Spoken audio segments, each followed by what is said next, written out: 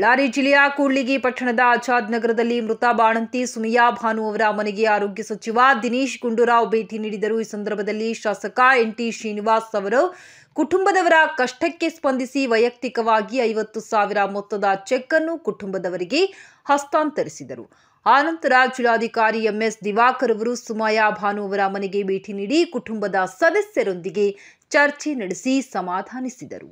ಇದಾದ ನಂತರ ಕೂಡ್ಲಿಗಿ ತಾಲೂಕಿನ ಚಂದ್ರಶೇಖರಪುರ ಗ್ರಾಮದ ಮೃತ ಬಾಣಂತಿ ಮಹಾಲಕ್ಷ್ಮಿ ಅವರ ಮಗು ಮತ್ತು ಕುಟುಂಬದವರನ್ನು ಪಟ್ಟಣದ ಪ್ರವಾಸಿ ಮಂದಿರದಲ್ಲಿ ಆರೋಗ್ಯ ಸಚಿವ ದಿನೇಶ್ ಗುಂಡೂರಾವ್ ಮತ್ತು ಶಾಸಕ ಎನ್.ಟಿ. ಶ್ರೀನಿವಾಸ್ ಭೇಟಿ ಮಾಡಿದರು. ಕುಟುಂಬದ ಸದಸ್ಯರ ಆರೋಗ್ಯ ವಿಚಾರಿಸಿ ಅವರಿಗೆ ಸಾಂತ್ವನ ನೀಡಿದರು.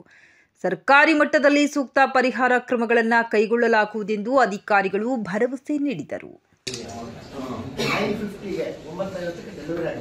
11:20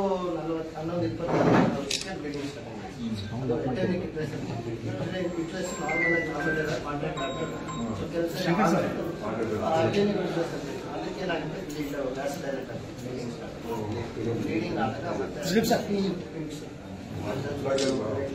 ಪ್ಲಾಸ್ಮಾ ಎಲ್ಲ ಕೊಟ್ಟು ICU ಶಿಫ್ಟ್ ಮಾಡಿ ಟ್ರೈಡ್ ದಟ್ ಬೆಸ್ಟ್ ಮ್ಯಾಕ್ಸಿಮಮ್ ಎಲ್ಲ 140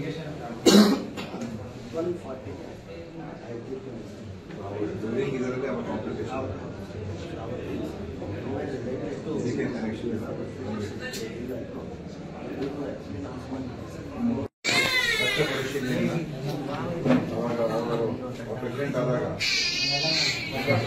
ಟ್ಯಾಬ್ಲೆಟ್ಸ್ ಎಲ್ಲ ಕೊಟ್ಟಿದ್ರು. ಅದು ಇದು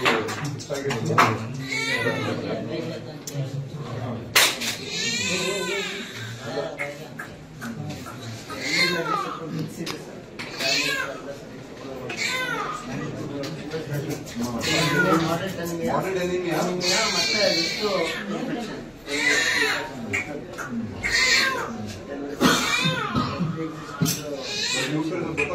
ಗೊತ್ತಾಗಲ್ಲ ಬಿಫೋರ್ ಪ್ರೆಗ್ನೆನ್ಸಿ ಗೊತ್ತಾಗಲ್ಲ. ಈಗ ಅಲ್ಟ್ರಾಸೌಂಡ್ ಅದು ಇದು ಮಾಡ್ತಾರೆ.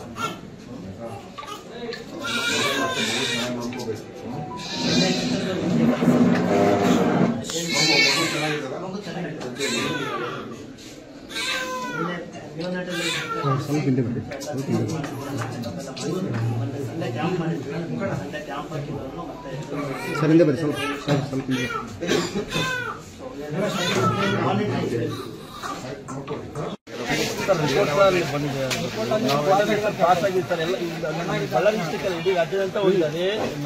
ಮೆಡಿಸಿನ್ ಅದಕ್ಕೆ ಸುಮ್ಮನೆ ಇದೆಲ್ಲ ಹೇಳೋದಿಲ್ಲ. ಬಳ್ಳಾರಿಯಲ್ಲಿ ಒಂದು ಮಾತಾಡ್ತೀನಿ, ಅಲ್ಲಿ ಮಾತಾಡ್ಬಿಟ್ಟು ಅಲ್ಲಿ ಏನೇನು ವಿಷಯಗಳಿಗೆಲ್ಲ ಹೇಳ್ತೀನಿ. ಯಾಕಂದ್ರೆ ಈಗಾಗಲೇ ಅದ್ರ ಬಗ್ಗೆ ಹೇಳಿದ್ದೀನಿ. ಯಾಕಂದ್ರೆ ಈ ತರ ಒಂದೇ ಸಲ ಎಕ್ಸಾಮು ಇಷ್ಟು ದಿವಸ ಎಲ್ಲ ಒಂದು ಸಾವು ಆಗಿರಲಿಲ್ಲ ಆಸ್ಪತ್ರೆ. ಈ ಏಪ್ರಿಲಿಂದ ನವೆಂಬರ್ ಅದು ಆಗೋದಕ್ಕೆ ಏನು ಕಾರಣ ಅಂತೇಳಿ ನಮ್ಮ ತಂಡಗಳು ಕೂಡ ಬಂದು ನೋಡ್ಕೊಂಡು ಹೋಗಿದ್ದಾರೆ. ಇನ್ನೊಂದು ಉನ್ನತ ಮಟ್ಟದ ತಂಡನೂ ಕೂಡ ಕಳಿಸ್ಬೇಕು ಅಂತ ಹೇಳ್ತೀನಿ. ಯಾಕೆಂದರೆ ಇದು ನಮಗೆ ಇದು ವೈಜ್ಞಾನಿಕವಾಗಿ ಏನು ತೊಂದರೆ ಆಯಿತು, ವೈದ್ಯಕೀಯವಾಗಿ ಏನು ತೊಂದರೆ ಆಯಿತು, ಯಾಕಾಯಿತು, ಒಂದು ನಮ್ಮ ಸಂಶಯ ಹೆಚ್ಚಾಗಿ ಇರ್ತಕ್ಕಂಥದ್ದು ಒಂದು ಇದರ ಮೇಲೆ ಈಗ ಲ್ಯಾಕ್ಟೇಟ್ ಮೇಲೆ ಅದು ಇದೆಲ್ಲ ಸ್ಪಷ್ಟ ದೃಢೀಕರಣ ಆಗಬೇಕಾದ್ರೆ ಅವಾಗಲೂ ನಾವು ಎಲ್ಲ ಮುಂದಿನ ಕ್ರಮ ತಗೊಳ್ಳೋಕೆ ಸಾಧ್ಯ. ಸರಿಪಡಿಸುವಂಥದ್ದು ಕೂಡ ಎಲ್ಲಿ ತಪ್ಪಾಗಿದೆ ಅದು ಸರಿಪಡಿಸಬೇಕು, ಅದನ್ನು ಕೂಡ ತಿಳ್ಕೊಳ್ಬೇಕಾಗುತ್ತೆ. ಪ್ರತಿಭಟನೆ ಮಾಡ್ತಿದ್ದಾರೆ ಶ್ರೀರಾಮುಲು ನಿಗಮದಲ್ಲಿ ಅನ್ನ ಪರಿಹಾರ ಪಕ್ಷವರು ಪ್ರತಿಭಟನೆ ಮಾಡಿದ್ದಾರೆ, ತಪ್ಪೇನಿಲ್ಲ. ಲೇಟ್ ಆಗಿದೆ ಸರ್ಕಾರ ಇಷ್ಟು ಇವಾಗ ಎಚ್ಚೆತ್ತುಕೊಂಡಿದೆ. ಯಾಕಂದ್ರೆ 5 ಜನ ಸಾವನ್ನಪ್ಪಿದ್ರು. ಇವಾಗ ಸರ್ಕಾರ ಎಚ್ಚೆತ್ಕೊಂಡಿಲ್ಲಪ್ಪ ನೋಡಿಪ್ಪ. ನಾವು ಗೊತ್ತಾಗಿದ ತಕ್ಷಣವೇ ಆರೋಗ್ಯ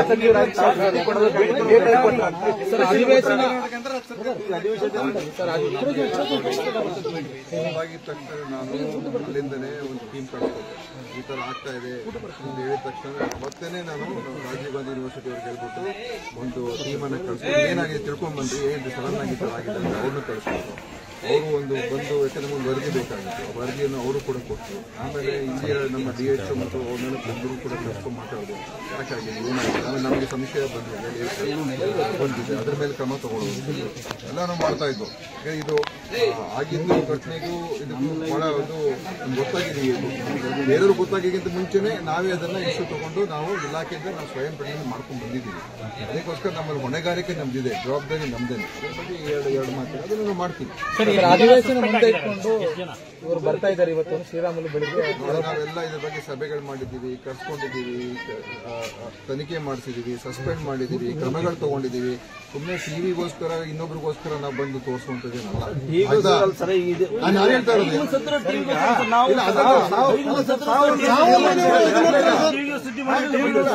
ಅದಕ್ಕೋಸ್ಕರ ಬಂದಿಲ್ಲ.